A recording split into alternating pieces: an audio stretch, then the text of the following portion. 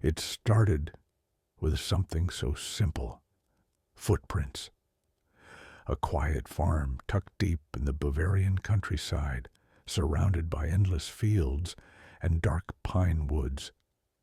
The Gruber family had lived there for generations, sturdy, private people who minded their own business. But one March morning in 1922, the father, Andreas, noticed something strange in the fresh snow outside. Footprints. They came from the direction of the forest, crisp and clean, walking straight toward the farmhouse. But there were no prints leading back. He followed them slowly, probably thinking it was just a traveler or a neighbor passing through. But as the tracks reached his doorstep, his stomach must have tightened. Whoever it was had stopped at the barn, then the tool shed, then circled the house, watching, listening, and then nothing. Just silence, the kind of silence that makes you feel like you're being watched, even in broad daylight. That night, Andreas told his wife, Cecilia, what he'd found. They checked every lock, every window, even the attic, but the place seemed empty. Still, something felt off. The family dog wouldn't stop barking. Tools went missing. Footsteps were heard inside when no one was there. And then, the keys, their house keys, vanished. Andreas confided in a few neighbors, half joking, half worried, saying maybe someone was living on the property. But this was a small German village in the 1920s. Superstition and gossip spread faster than the truth. Some said Andreas was imagining things. Others whispered about ghosts. But deep down, he knew something wasn't right.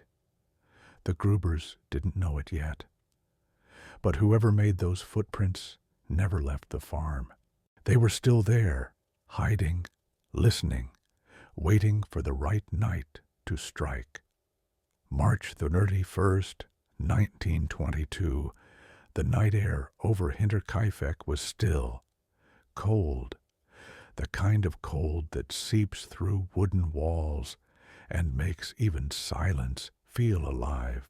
Inside the farmhouse, 6 people went about their routines: Andreas and Cecilia Gruber, their daughter Victoria, her 2 children, little Cecilia and Joseph, and their maid, Maria Baumgartner, who had only started working there that very day. She couldn't have known that she'd walked into one of the most disturbing crimes in German history. Sometime after dusk, something or someone drew the family toward the barn. Maybe they heard the animals crying. Maybe they saw a shadow move outside.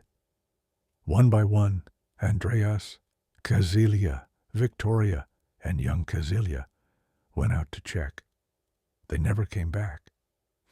Inside that barn, under the hay and the old beams, they were attacked with something brutal. A mattock, a sharp farming tool used for chopping through roots. The blows were deliberate, precise. The killer had taken his time. It wasn't rage, it was control. When investigators later examined the bodies, they noticed strange details: strands of hair clenched in the victims' hands, a look of shock frozen on their faces. Little Cecilia, just 7 years old, had tufts of her own hair torn out, suggesting she'd stayed alive long enough to witness what happened to her family before she, too, was struck down. Inside the house, things were quiet until the killer walked in. There, baby. Joseph lay sleeping in his crib, and Maria, the maid, was settling into her bed. They never stood a chance. 5 minutes, maybe 10, 6 lives gone.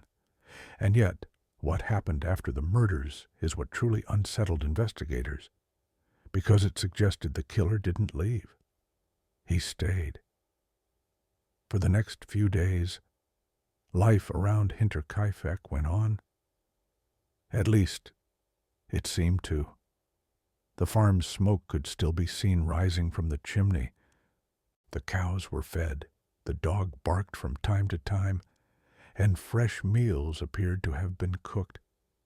To anyone passing by, it looked like the Grubers were home, going about their business. But inside those walls, the house was already a tomb. By April 1st, the mailman noticed something odd. The mail was piling up, untouched. The family's granddaughter hadn't shown up for school. Victoria, the daughter, missed church choir rehearsal, something she never did. Then, one neighbor, a farmer named Lorenz Schlittenbauer, decided to check on them. He gathered 2 others and made his way to the quiet, snow-fringed farm. When they arrived, everything seemed still. The animals stirred restlessly in their stalls, as if something inside the barn made them uneasy. They called out for Andreas, for Victoria, nothing. The door was locked, so they circled around to the barn, just like the killer had done.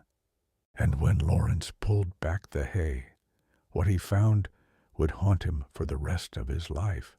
4 bodies stacked neatly on top of each other. Andreas, Victoria, little Kazelia, and the grandmother, covered with straw as if someone had tried to hide them, but still cared enough to cover their faces. Inside the house, they found the maid and baby Joseph, both dead, both covered with sheets. It wasn't chaos. It was careful, almost domestic. The killer had slept in their beds, eaten their food, milked their cows for days. The investigators couldn't wrap their heads around it. The fireplace was warm when they arrived. The sheets looked freshly used, and food scraps were still on the counter. Whoever did this had lived there with the corpses, maybe to blend in, maybe to finish something that wasn't over yet. When police arrived at Hinterkaifeck, they didn't just walk into a crime scene. They walked into something that felt planned, deliberate, and intimate. There was no forced entry, no signs of robbery. Money and valuables were left untouched, as if whoever did it wasn't after things. They were after them. The murders had likely happened on the evening of March 31st. What made it so disturbing was that, afterward, the killer stayed on the farm for at least 3 days. Neighbors saw smoke from the chimney. Someone had fed the cattle, eaten meals from the family kitchen, even cut meat from the pantry. The dog was moved from one side of the house to the barn. That kind of familiarity, it wasn't random, it was personal. Police scoured the farm and found strange clues. A hidden attic space had been used recently. Straw scattered. A strange indentation, as if someone had been lying there. They even found food scraps, suggesting someone had been secretly living above the family before the murders. And then there were the footprints, the same tracks Andreas had seen days earlier, leading from the woods to the house, but never back. They interviewed more than 100 suspects over the next few months. One of the first was Lorenz Schlittenbauer, the very neighbor who discovered the bodies. He had once been romantically involved with Victoria Gruber, the daughter, and was rumored to be the father of her 2-year-old son, Joseph. Lorenz had a key to the house, and he seemed unusually calm at the scene, even feeding the cows and moving bodies before the police arrived. He claimed he was only trying to help, but his behavior left investigators uneasy. Still, they never found enough evidence to charge him. Another theory pointed to Victoria's late husband's brothers, or soldiers returning from the First World War, men broken and changed by what they'd seen. But every lead ended in contradictions.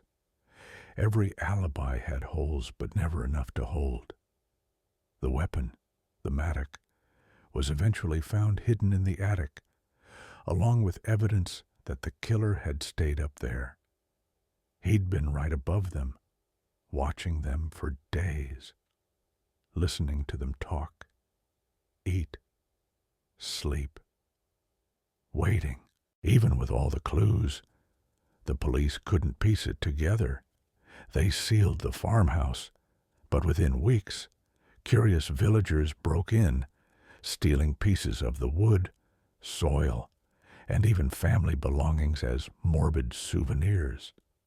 Eventually, the house was demolished, but the murderer's identity vanished with it. A century later, the Hinterkaifeck Murders still sit in that chilling place between logic and nightmare, where every theory makes sense, until it doesn't. The most popular theory, even today, centers on Lorenz Schlittenbauer. He was a widower, once close to Victoria Gruber, the daughter of the house. Rumors swirled that baby Joseph was his child, a claim Andreas Gruber, the strict patriarch, allegedly forbade. Lorenz had fought bitterly with the family about money, property, and reputation.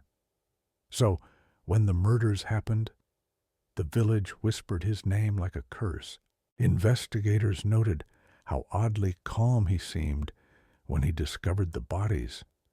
He unlocked the door himself, though Andreas had told neighbors days earlier that his house keys had gone missing. Lorenz also handled the corpses before police arrived, contaminating evidence, even feeding the cattle. Some witnesses said he looked pale, but eerily composed, as if he already knew what he'd find inside. Still, nothing tied him definitively to the killings. And over time, suspicion turned elsewhere. Another theory suggests a vagrant or a soldier, someone hardened by war, scarred in mind and spirit. Germany in 1922 was full of broken men wandering rural towns, haunted by what they'd seen on the front lines. Someone like that could have survived in the woods near Hinterkaifeck for days, creeping into barns for food, maybe watching the family for weeks before striking. But if it was a stranger, how did he know the layout of the farm so well? How did he find the attic space, the hidden tool, the keys? There's also the family theory, dark and unspeakable. Some believe the killings came from within, that incest, inheritance disputes, and shame had torn the Grubers apart.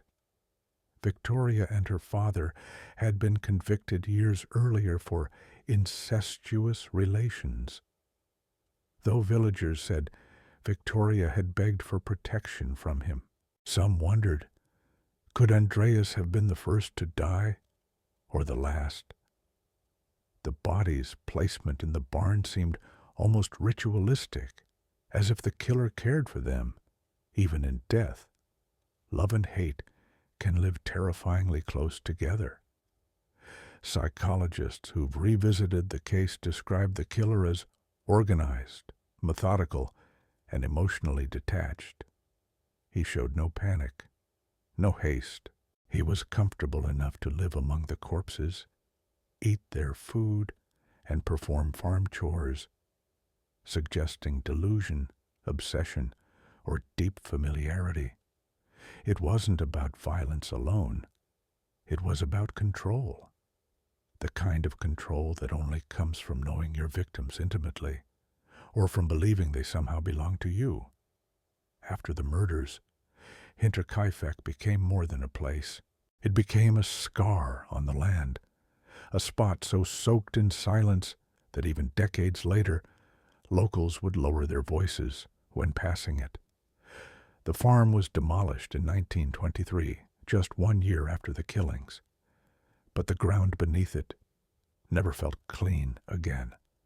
Visitors who came to see the ruins described an unnatural stillness, a kind of tension in the air, as if the soil itself remembered what had happened.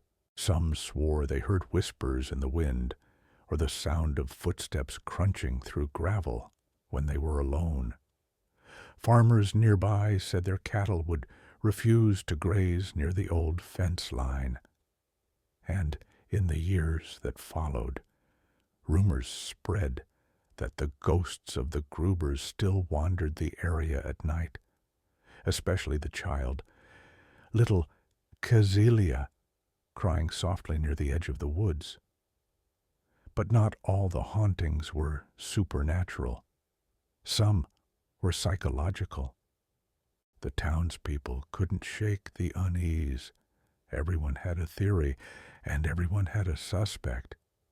Neighbors turned against each other. Families left the village. Even the investigators couldn't escape it.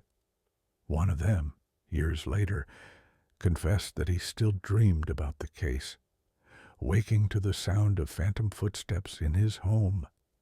As time passed, the story twisted into myth.